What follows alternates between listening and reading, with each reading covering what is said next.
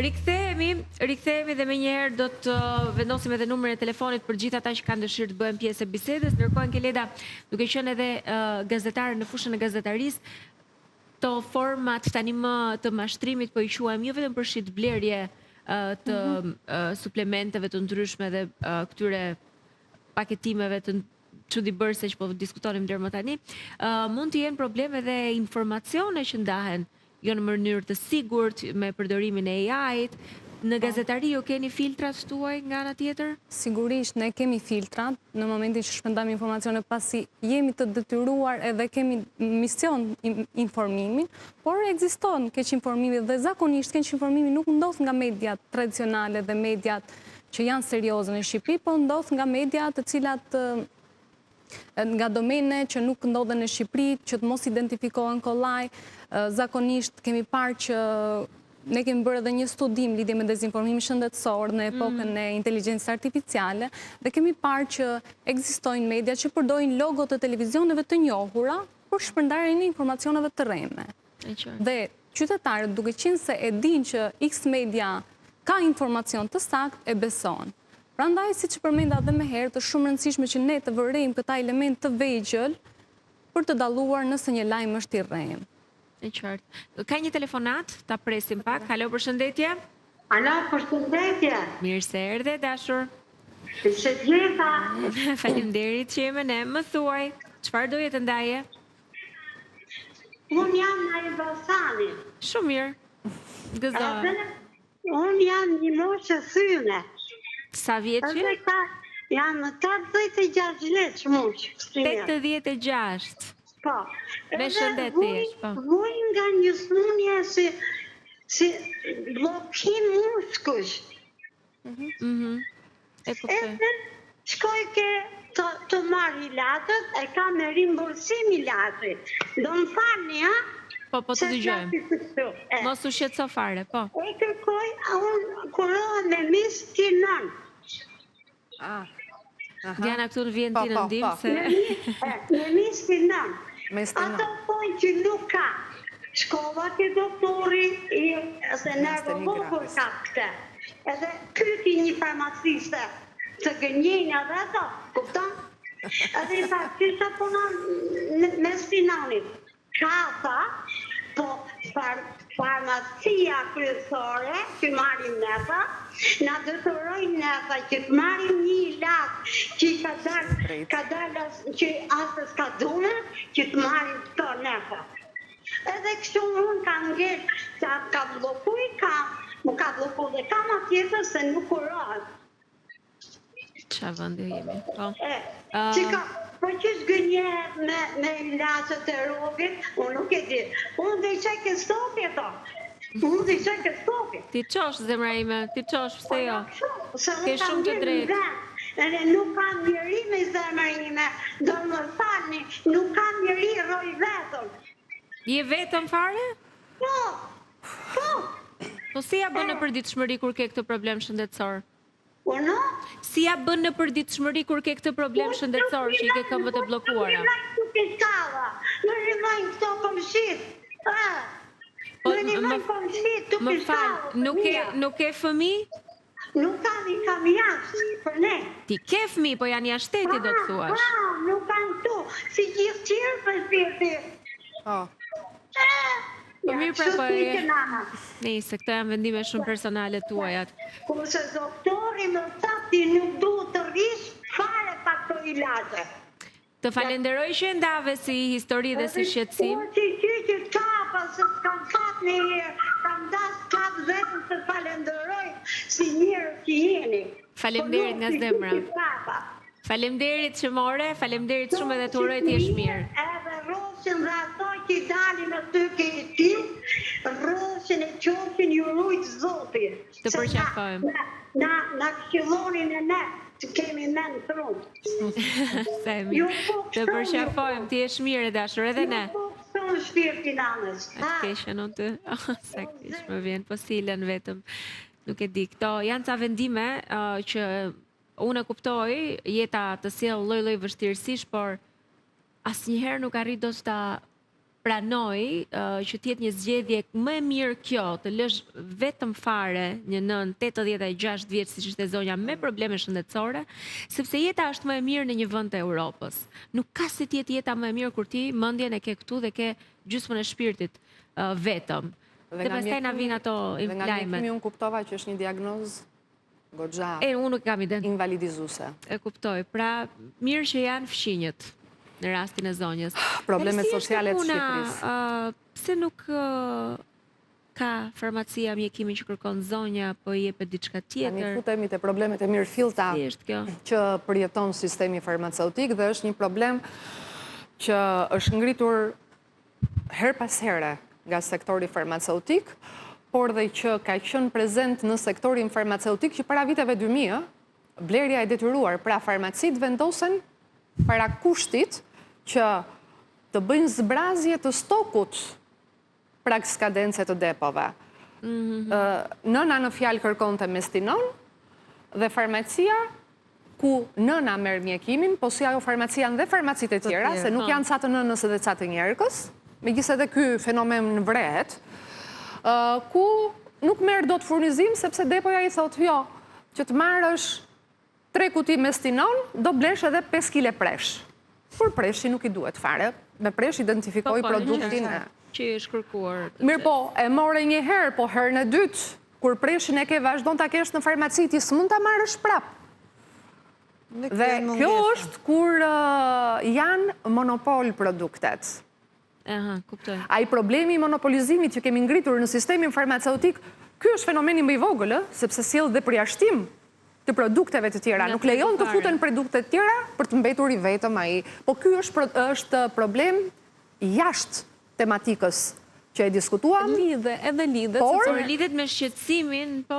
Lidhet sepse në rast kur ka mungesa të medikamentet, qytetarët orientohen drejt zgjedhjeve të tjera. Drejt kontrabandës pastaj, është pasaj që quhet kontrabandë. Drejt mjekimeve alternative, mjekimeve bimore. Jo, në rastin konkret. Jo, në rastin konkret, po mungesë gjashme mund të jetë. Në rasti konkret e çon drejt asaj që nga Ministria Përgjegjëse për Shëndetësinë, nga instancat e tjera, shqiptohet si kontraband dhe që edhe në studio të tjera e kam sqaruar, nuk bëhet fjalë për konceptin financiar të kontrabandës. Në momentin kur unë nuk kam në treg, kur është një produkt jeta vdekje, sepse kemi dhe smundje të cilat janë jeta vdekje, në qoftë se smerret mjekimi dur, unë do bëj ç'është e mundur, nuk jemi në epokën migjeniane të mollës ndalume, që e shef është dhe nuk zgjas dot dorën për ta marrë. Jo, do bëj ç'është e mundur. Ç'është e mundur për ta marrë. Për jetën po? Për jetën pra, e shikon që kur e sjellim në rast me shembull, ne na duket shumë normale ajo që bëhet, po s'duhet që ne ta kthejmë dhe ta bëjmë gjendjen të tillë që të na duket normalitet ky lloj realiteti. Nuk duhet. Telefonata tjetër, po? Alo, përshëndetje. Alo, përshëndetje, Katerina. Mirë se erdhët zonjë, po. Dhe unë jam një pensioniste, jam 72 vjeçë dhe dëgjova e pash edhe në televizor edhe kudo Piperin, doktor Piperin dhe më tha që... dikur, po, tek një nga reklamat që po diskutonim. Po, edhe më tha që mund të iki zhurma e veshve. Veshit, një vesh e kam me zhurmë. Po se këtë po thonim, pra që janë përdorur dhe figurat njohura, po, në për Instagram. Figurat të cilat janë e kanë transformuar. E besova, shkruajta emrin atje ku thoshte ai, dhe kur vjen fundi, më tha që bëm 50 euro. Edhe këto 50 euro, unë i kam quar në një farmaci, unë jam nga Fjeri. Dakord. Ke farmacia të uta lartë ishte. Okej, s'ka problem. Ajo depoja, i kam dhënë 50.000 euro dhe më dha 50 euro. 50 euro, se 50.000 euro ti kishe për t'i dhënë kështu. 50 euro, më dha 3 shishe të vogla. Okej, dhe nuk të kanë bërë punë prap. Eksakt, pra këtë që ngritëm si shqetësim. Jo që s'më bën punë, po u shgënjeva jashtë mase, se më mori një vajzë, më foli, tha si i e ke veshin, në krye të 2 muajve, ta shumë keqe kam, nuk po më bën gjë. Do të bëj. Sepse ka hedhur grepin për blerjen tjetër. Telefonin ajo, edhe unë gjela në tak, po u shgënjeva jashtë maste. Më vjen keq, më vjen shumë keq. Po. Dhe zhurmën unë e kam po njësoj. Më vjen keq, do të shkosh gjithmonë te mjeku, pra kjo është ajo çfarë. Kam bajt e mjeku, Kam marrë 400.000 lek, bleva ilaçe, ai më dha vetëm vitamina, dhe veshi nuk më erdhi, nuk më hoq zhurma. Të kuptoj, nuk e di çfarë do të ishte e duhur apo. Mi mori vajza, 400.000 e harxova çupën, dhe veshi im nuk ka ikur. Mos u prek se çupa edhe për ty punon si për të gjithë të tjerët. Mos u emociono kështu, sa ke sakrifikuar ti për fëmijën, tani është radha jonë për ju. Ta çupën. Çfarë të bëj? Keqe mami tash ta bëj, se s'dihet. Po. Moj mami është gënjime, po u lekë do t'i jap tana. Si përfundim këto janë gënjeshtrat. Do keni kujdes, gjithmonë adresoni te mjeku. Ju përshëndes, ti je mirë me shëndet. Faleminderit shumë prej jush. Në rastet të tilla duhet bëjmë kujdes, sepse e vërteta nga gënjeshtra është një fije peri që ndan. Në rastin kur zonja është kontrolluar, pra i është vendosur një diagnozë, duhet kemi të qartë që disa dëmtime janë irreversibël. Pra, jo është do lloj diagnoze, sidomos ajo çfarë sqaron zonja nga përvoja ime jo e vogël, se vajta 30 vjet në këtë profesion, ka njerëz që kanë marrë mjekim të rjetën dhe ajo gjë vazhdon dhe mbetet. Dhe në disa është ajo që përmenda në fillim të bisedës, vitaminoterapia, janë disa problematika që të mbetet në dorë vetëm vitaminoterapia. Për të përdorur, për flasin vitaminoterapie, jo ato dozat infinitezimale të vogla. Dhe pse? Sepse është një problem i nervit të dëgjimit dhe kështu e ka çmuar mjeku. Po, i fusim të tërë faktorët, sepse ne pse në moshën e tretë kemi moshën vulnerabël për probleme shëndetësore, sepse është vetë konsumi biologjik i cili bën një rënje të tërë parametrave. Dhe për këtë kategori, edhe kur vjen puna e dozimit të ilaçeve, bëhet kujdes sepse dhe aftësia e biotransformimit të tyre nuk është si një moshe vitale.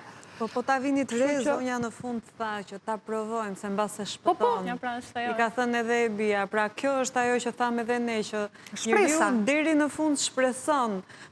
Na tregonte doktor Brataj, për shembull, ai është një nga personazhet që përdoret më së shumti me këto skemat mashtruese. Edhe Pipero, gjithashtu doktor Pipero.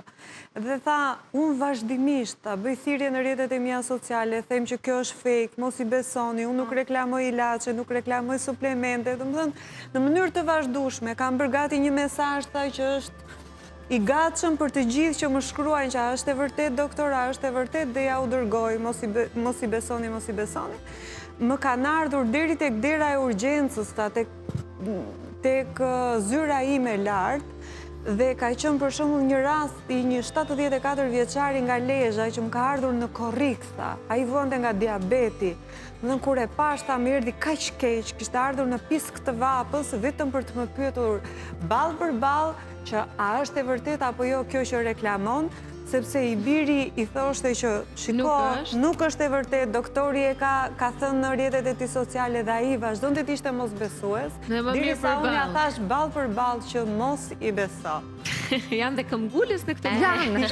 Të doja të thoja që mosha e tyre janë edhe mosbesues edhe ndaj fëmijëve dhe ndonjëherë edhe ne detyrohemi që t'ja u bëjmë qefin kuptimin që po, do t'i marrë, që ti të ndihesh më mirë. Unë herën e kaluar që kemi qenë në studion tuaj, Katerina, e kam treguar si histori me maman time, i ka të 2 fëmijët mjek, se dhe i dhe vlla është mjek, dhe prap intrigohet, moj ma, ne jemi këtu dhe të themi jo, po ta provoj një herë. Kështu që është pjesa sensibël me të cilën luhet shumë. Faleminderit shumë, faleminderit që ishit këtu, faleminderit që na ndoqët, takojmë nesër.